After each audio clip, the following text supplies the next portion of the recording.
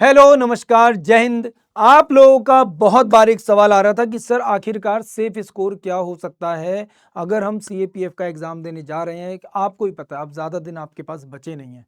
अब कर क्या सकते हैं? क्या वो प्लानिंग हो सकती है? ये अंतिम समय का कौन सा वो प्रयास हो सकता है जो आपको सफलता की तरफ लेकर जा सके? हालांकि हम लोग ऑलरेडी बहुत बार प्रैक्टिस कर चुके हैं, बहुत सी चीज़ें हम लोग कर चुके हैं, क्लासेस में बहुत सारी चीज़ें चल रही हैं। अब फाइनली यहाँ पे आती है कि सर सेफ स्कोर बताइए, वो कितना सेफ स्कोर हो सकता है? देखो ऑलरेडी आप लोग यहाँ पे सारी चीजें समझते हो। अभी रिसेंटली 5 मई से लेकर 29 मई तक सीएपीएफ के इंटरव्यू चल रहे थे यूपीएससी के। हम लोगों ने करीबन करीबन 150 बच्चों के इंटरव्यू लिए।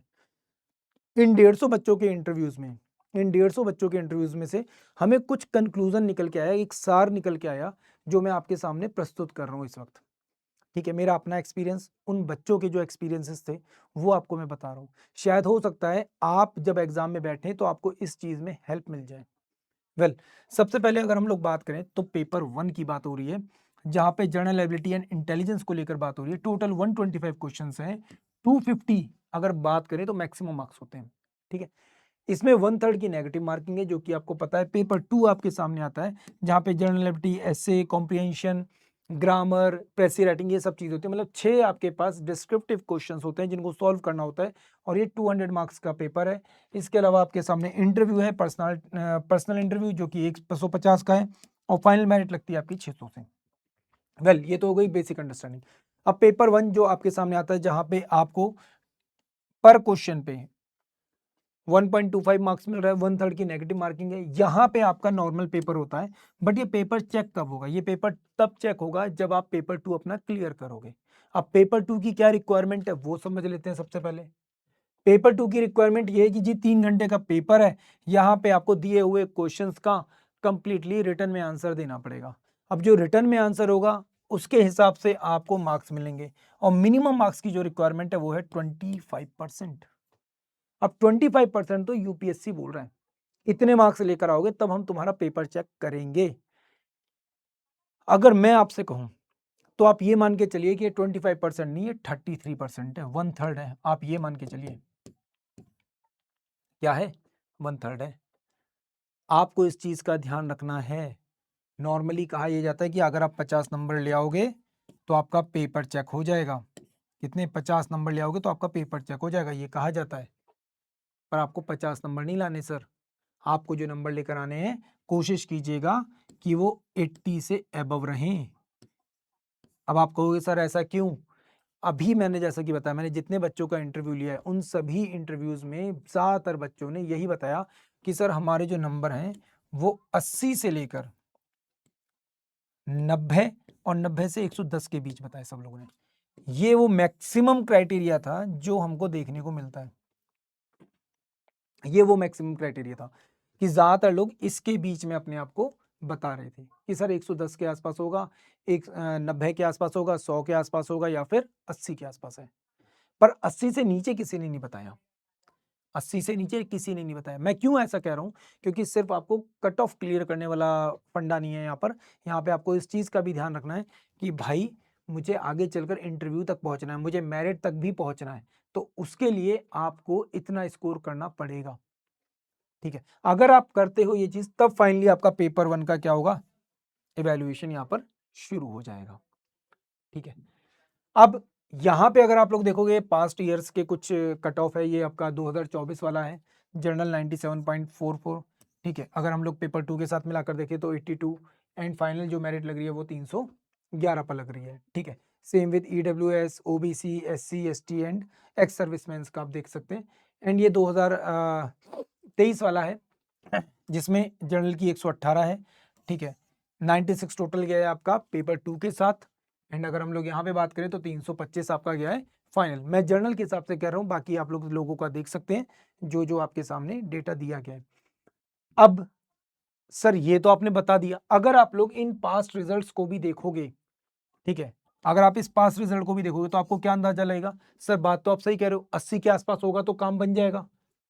सर 97.44 और 182, बात तो सही कह रहे हैं कि अगर 80 से ऊपर होगी तो बात बन जाएगी, और वही चीज मैं अभी आपको समझा रहा हूं। तो यार मैंने जो आपसे बोला कि आपको ज्यादा परेशान होने की जरूरत नहीं है। आपको बस इस चीज का ध्यान रखना है कि भाई मुझे हर हाल में पेपर 2 में अपने आप को 80 मार्क्स के आसपास लेकर आना है। अब ये कर कैसे सकते हो? देखो बहुत सीधा सिंपल सा है। आपके पास पेपर 2 में जो भी क्वेश्चंस हैं, आप ये मान के चलो कि आप उसमें अपना 100% दोगे। जब आप अपना 100% दोगे ना, तब जाकर यूपीएससी आपको 50% मार्क्स तक पहुंचने देगा। ये आप लोग मान के चलिए। आप चाहे कितने ही बड़े विद्वान क्यों ना हो, कितने ही बड़े बेहतरीन राइटर क्यों ना हो, आप चाहे बिल्कुल एकदम कलम के पारखी हो जाएं, बट फिर भी यूपीएससी नहीं देता इतने नंबर। हालांकि ऐसा नहीं कि नहीं देगा, कुछ ऐसे होंगे जिनको बहुत अच्छे नंबर भी मिल जाएंगे, बट मैक्सिमम लोगों की जो मेजोरिटी है, मैं उसकी बात कर रहा हूं। तो मेजोरिटी जो होती है वो वहीं 80 90 100 के आसपास रहेगी, 110 तक पहुंच जाएगी। तो प्लीज इस चीज का ध्यान रखिएगा आप सभी लोग, प्लीज। तो आप लोग सभी लोगों से रिक्वेस्ट है, इस चीज का ध्यान रखिएगा कि यहाँ पे जब आप अपना 100% देंगे, जब आप यहाँ पे अपना 100% देंगे, तब जाकर कहीं आपको 50% देखने को मिलेगा। आपके 100% का रिजल्ट आपको एक्चुअल में 50% देखने को मिलेगा, और ये एक्चुअली रियलिटी है। ये ही एक्चुअल में रियलिटी है सर। आप लोग ये कहोगे सर हम तो क्लास में कर रहे थे, आप बता रहे हो बहुत अच्छा लिख रहे हैं, आप सर ये भी बता रहे हो, आप कमियां भी बता रहे हो, आप और भी चीजें उसमें नोटिस कर रहे हो। सर आपने तो सारी चीजें बताई हैं, हमने भले ही सब कुछ बताया हो, हमने भले ही कहा हो, पर फिर भी क्लास में मैं हमेशा कहता हूँ चाहे तुम कितना ही अच्छा लिखोगे, तब भी उसमें से कोई ना कोई कमी, कोई ना कोई गलती निकाली जाएगी। और आप खुद सोचिए, आपको माइंड कितना तेजी से चलाना है, आपके अगले एस्से के ऊपर यही चीज का क्या पड़ता है, सबसे पहला फर्क पड़ता है। अब आपको सर कैसे? भाई आपके पास कितने एस्से आए हैं? 6 एस्से आए हैं, जिसमें से आपको 4 लिखने हैं। चारों का टॉपिक अलग अलग, चारों में दिमाग भी अलग लगाना पड़ेगा। एक ऐसे को लिखने के लिए आपको 15 मिनट से लेकर 20 मिनट तक लगते हैं। 15 से 20 मिनट आपको एक ऐसे लिखने में लगते हैं। अब आपको हर 15 मिनट पर अपने ऐसे के लिए माइंड चेंज करना पड़ेगा। और सिर्फ बात ऐसे की नहीं है, इसके बाद जब आप रिपोर्ट पर जाओगे तो सेम कंडीशन है, जब आप आर्गुमेंट पर जाओगे तो सेम कंडीशन है। हालांकि इंफॉर्मेशन यूज वही हो रही है, पर लिखने का तरीका, पैटर्न चेंज हो रहा है, प्रेजेंटेशन करने का तरीका चेंज हो रहा है। अब आप क्या कर सकते हो? तो मेरा मानना यह है, मेरे भाई मेरे बहनों, मेरा मानना यह है कि आपको पेपर 2 में अपने आप को 90 के आसपास रखना ही पड़ेगा। आप लोग अपने आप को 90 नंबर के आसपास पेपर 2 में रखेंगे ही रखेंगे, ताकि आप लोग सेफेस्ट स्कोर पर पहुंच सकें, आप अपने आप को सेफेस्ट स्कोर तक पहुंचा सकें। सेम चीज मैं यहां पे आप लोगों से कहूंगा पेपर 2 में भी। मैं पेपर 2 में भी आपसे वही चीज कहूंगा कि अगर आप यहां पे अपने आप को मेरिट में रखना चाहते हैं, आप ये नहीं चाहते कि मेरिट में किसी भी वजह से आप बाहर हो, तो प्लीज यहां पर ये मान के चलिए कि आपके जो नंबर होने चाहिए वो आपके 118 से लेकर 128 के बीच रहे, मतलब वही 50% मैं यहाँ पे मान के चल रहा हूँ आप लोगों के लिए।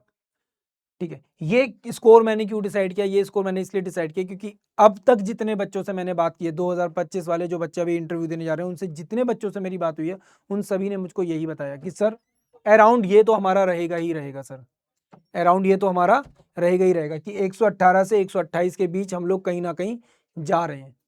एंड मैं आप लोगों से भी यही कहूंगा कि मेरिट में फर्क पड़ता है, इस साल की, अगले साल की, उससे पिछले साल की मेरिट में थोड़ा बहुत फर्क पड़ जाएगा। और हाँ, पेपर अगर थोड़ा बहुत ऊपर नीचे होता तो उसका भी फर्क पड़ता है डेफिनेटली। अब जिस हिसाब से यूपीएससी का पेपर इस बार हुआ है, तो मैं उम्मीद कर रहा हूं कि इस चीज का इंपैक्ट आपको कहीं ना कहीं सीएपीएफ में भी देखने को मिलेगा।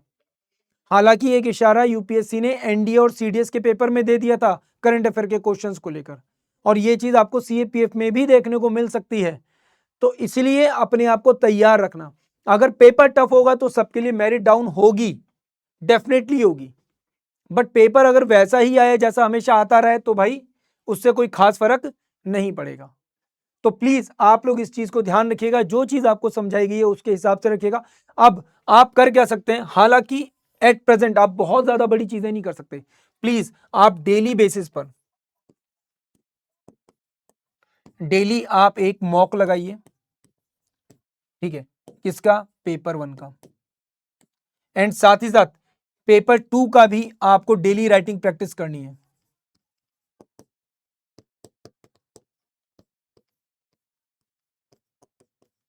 डेली राइटिंग प्रैक्टिस करो, प्रॉपर पेपर रखो अपने सामने, प्रैक्टिस करो, ठीक है। नहीं करोगे तो तकलीफ होगी, करोगे तो ज्यादा बेहतर रहेगा।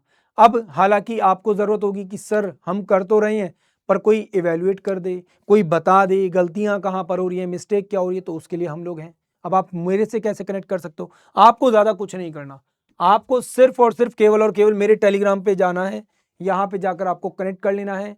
इसी के साथ अगर आप लोग मेरे से डायरेक्टली बात करना चाहते हैं, मेरे से कनेक्ट करना चाहते हैं, तो आपको टेलीग्राम पे जाकर लिखना है लोकेश सिंह सर, मैं आपको मिल जाऊंगा। उसके माध्यम से आप लोग मुझे बता दीजिए, हम आप लोगों को यहां पर सीएपीएफ का जो ऑफिशियल चैनल है वो शेयर कर देंगे।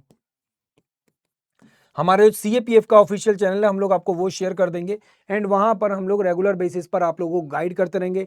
आप लोगों की जो भी मिस्टेक्स हैं वो आपको बताते रहेंगे। तो तैयार हो जाइए, अब ज्यादा समय नहीं बचा है। डेली बेसिस पर यहाँ पे कुछ टॉपिक दिए जाएंगे, उनको शेयर किया जाएगा, और आपको आपकी गलतियां भी पता चलती रहेंगी। बीच बीच में हम लोग सेशंस लेते रहते हैं हर तीसरे चौथे दिन में, और वो चीज़ अब शुरू होने वाली है आपके लिए भी, और हमारे जो पेड बच्चे हैं उनके लिए तो होगी ही होगी। तो भाई देरी मत करो, ठीक है। अभी जाइए टेलीग्राम चैनल पे कनेक्ट कर लीजिए। सीएपीएफ के लिए आप लोग मेरे से कनेक्ट करना चाहते हैं तो आप लोग डायरेक्ट लिखिएगा LOKESH Lokesh Singh sir, Telegram पे मैं आपको मिल जाऊंगा, मेरे से कनेक्ट कर लीजिएगा।